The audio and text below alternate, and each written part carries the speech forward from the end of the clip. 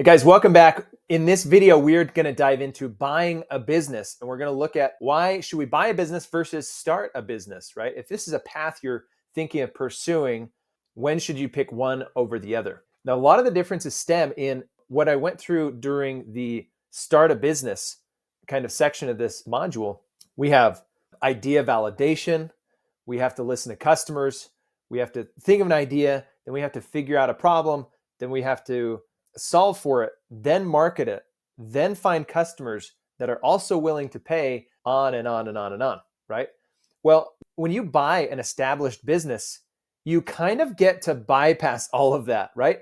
The business, somebody else did that work and has brought the business to a certain level where they already have validation because they have revenue, they have customers, okay? So we're going to talk about some of those things, right? When it's an established company, you can skip those startup steps largely. Now, you're always going to make changes. You're always going to pivot to be able to grow, but you don't have to start from scratch. You get to come in and day one, you have revenue coming into your bank account.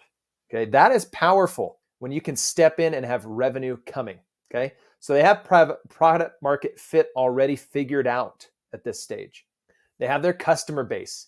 Depending on the kind of company, it might be established vendors, it might be repeat customers, it might be visitors to the website, whatever it is, you've got a customer base, you have revenue coming in. All of these things mean that it's easier to finance that type of a company, right? If you go to the bank and say, hey, I actually want to get a loan, not to start a business that has no proven revenue model and no revenue at all, but actually to buy this established business and here are all the financials and it's generating this much revenue. That is a much less risky bet for a bank or a lender or an investor for that matter to say, oh, got it. Okay, here we go. So it can be easier to finance because it's already going, it's up and running and everything like that. Okay, so most of the startup headaches are gone. All you need to do then is focus on taking it from where it is and growing it. That is the challenge. And that is a very different challenge than starting a business from scratch. Some people tend towards one versus the other.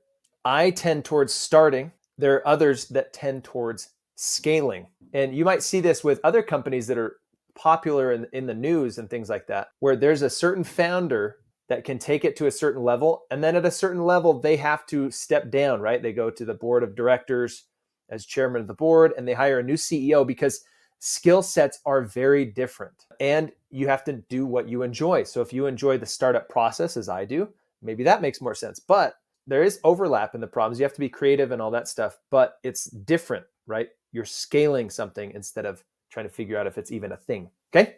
So buying a business can be a fantastic, fantastic route to go because it is essentially guaranteed income, right? Now, you could always blow things up, but there's revenue already coming in. As soon as you buy it, first day on the job, you are earning money from that business. The only other thing that I'm going to mention here that I neglected to put in here in a bullet point is that there are so many types of businesses, and there are so many businesses owned by older generations. These are solid businesses. They've been around for a long time. They have very well established track record. And all of a sudden we have the baby boomers and they are ready to sell their businesses and get out. We have tens of thousands of baby boomers retiring every day. Okay. I mean, this is a massive, massive opportunity to go in and buy a business because of purely demographic shifts. Okay. These could be all over the board. It could be a plumbing business, could be a dry cleaner, could be a landscaping business, right? It could be I have no idea. I mean, think about all the options, right? Printing, it could be web design, whatever. There's so many business owners that are exiting the workforce and want to sell their business. And so there are abundance of businesses. And now everybody that's young and growing up, we all want to start a business. Maybe we just want to be influencers. So we just have our YouTube channel or we want to be on TikTok and start from scratch, which is totally fine. But a lot of people are missing out on low-hanging fruit, so to speak, by just buying an existing business that is not sexy, but gives cash flow. Okay, that is the most important thing. So the only other part of this is that there are a lot of businesses.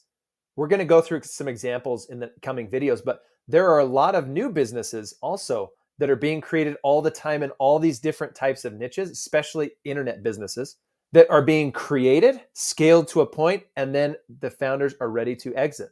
Okay, they're ready to move on to something else. Maybe they have another idea they want to pursue. Maybe they have other projects that are conflicting. And so they've started it and they're ready to sell. And that is becoming more and more of a thing. There are starters and there are scalers.